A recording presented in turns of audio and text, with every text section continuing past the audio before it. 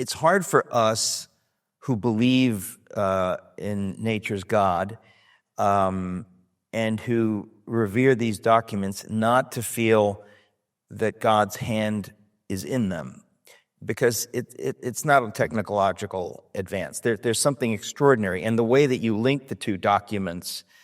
So God is named 4 times in the Declaration of Independence.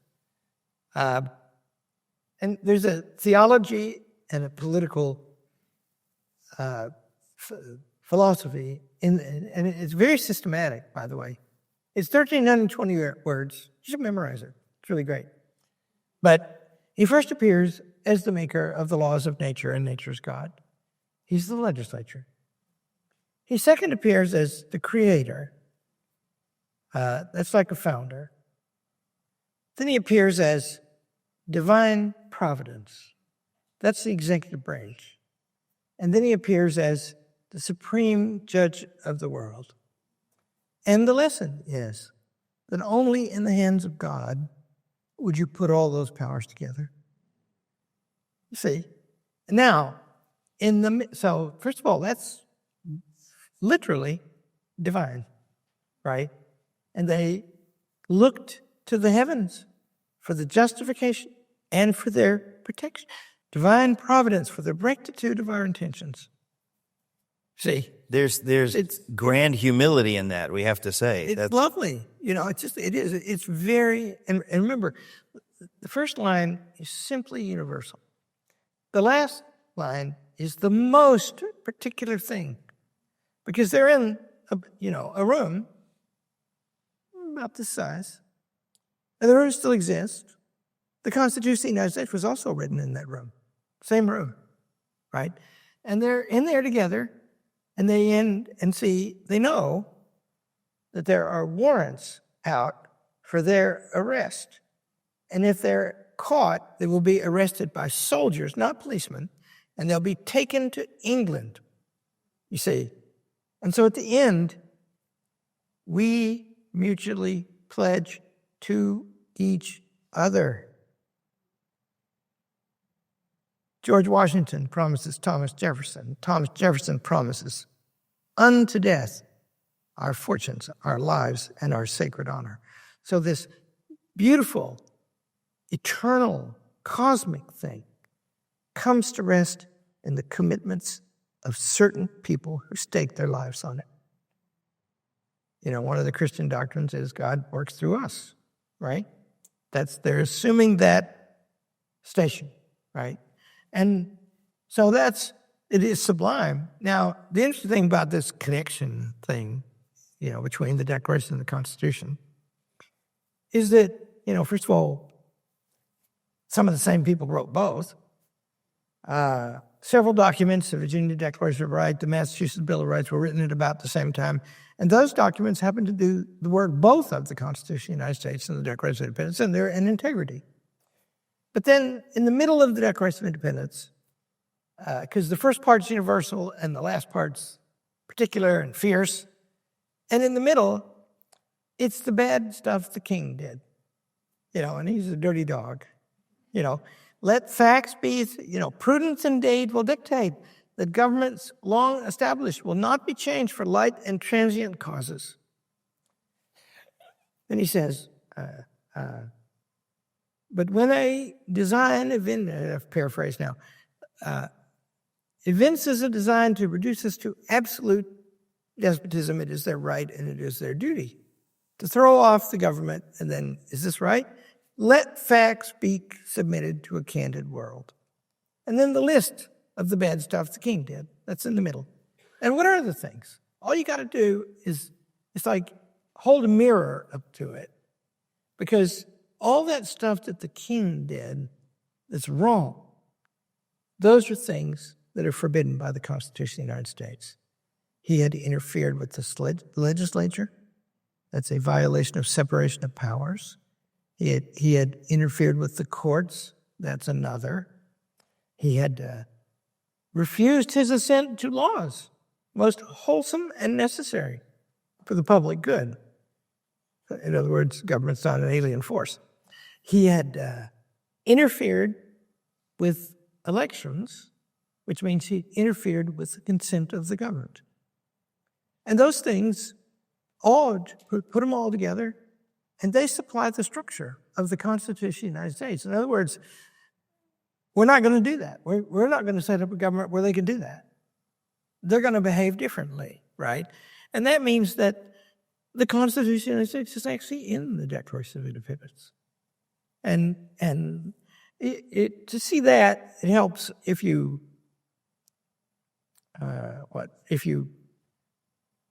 everybody should read Aristotle, please. Plato's good too.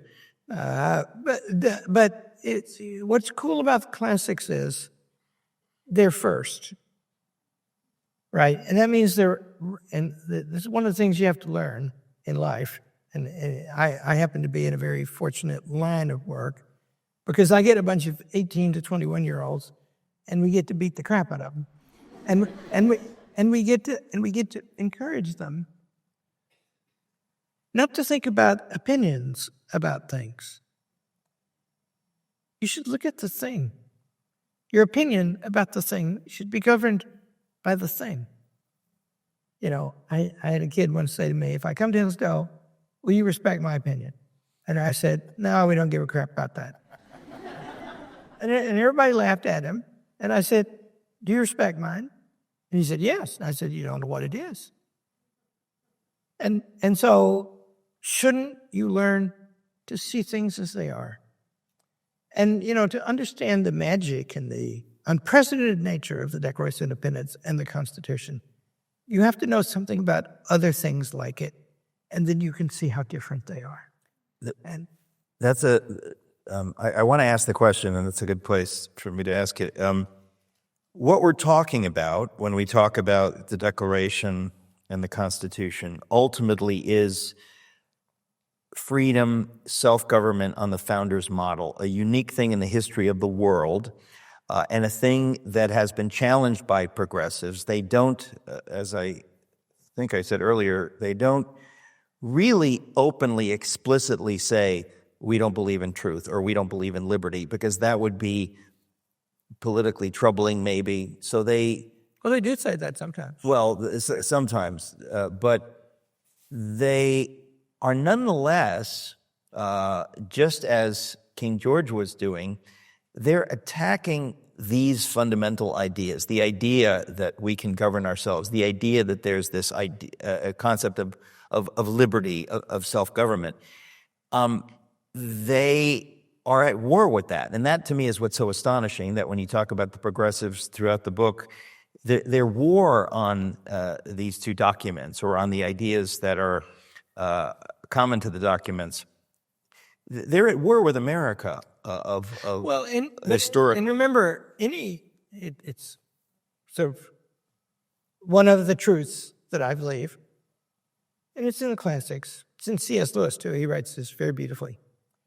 There's never a sustained opinion that grows powerful that doesn't have some claim of a good behind it. And so what the progressives thought was, we've got modern science, we've learned so much, we can perfect the society.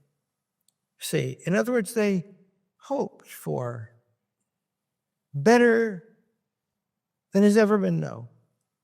They thought you could put it all right, you see.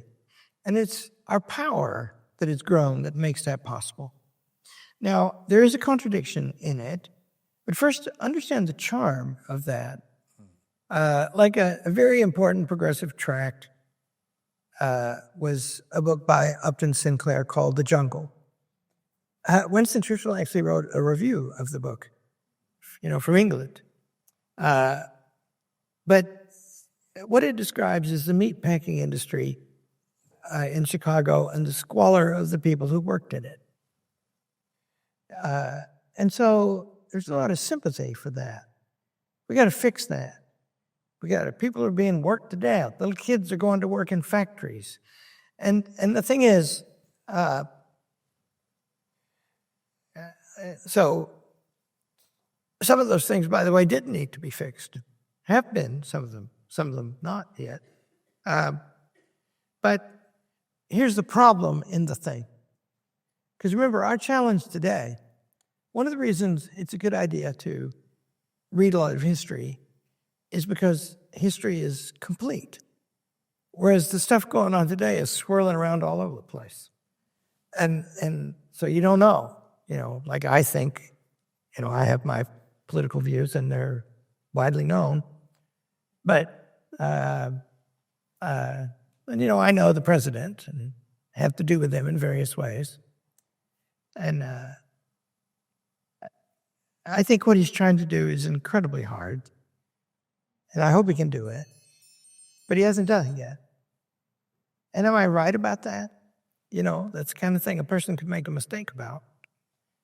But I do believe that this is not a mistake.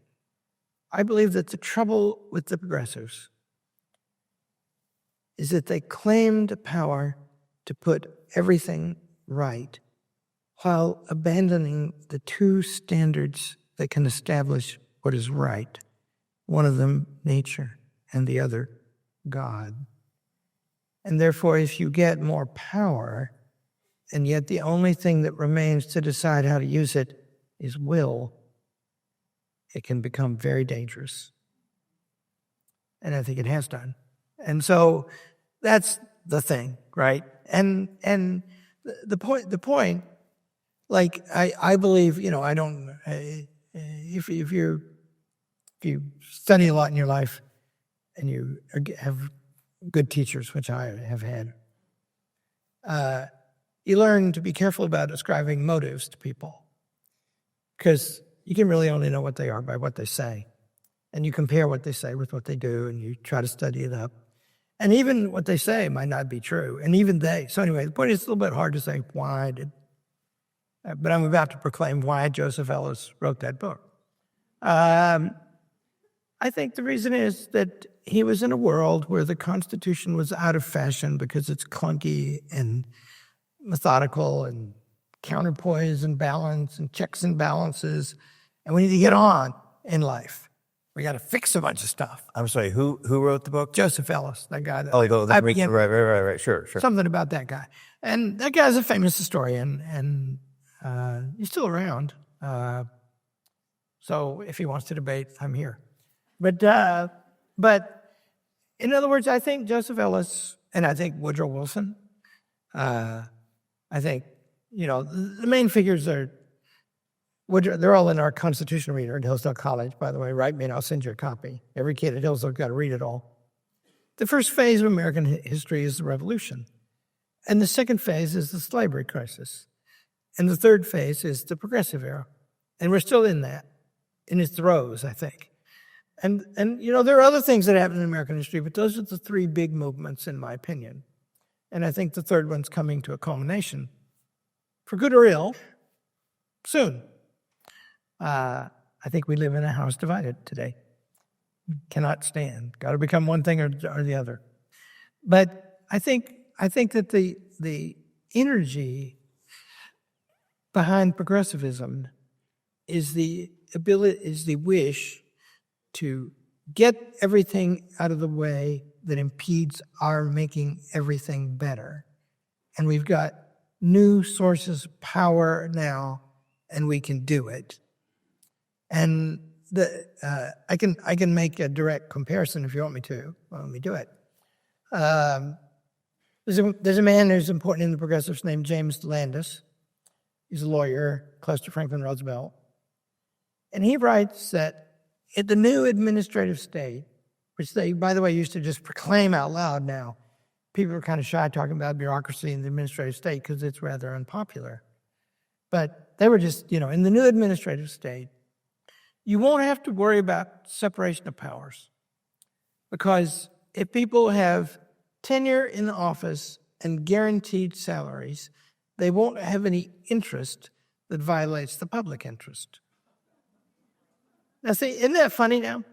But he wrote that in the 1930s as a powerful political argument. And people believed it. But you can,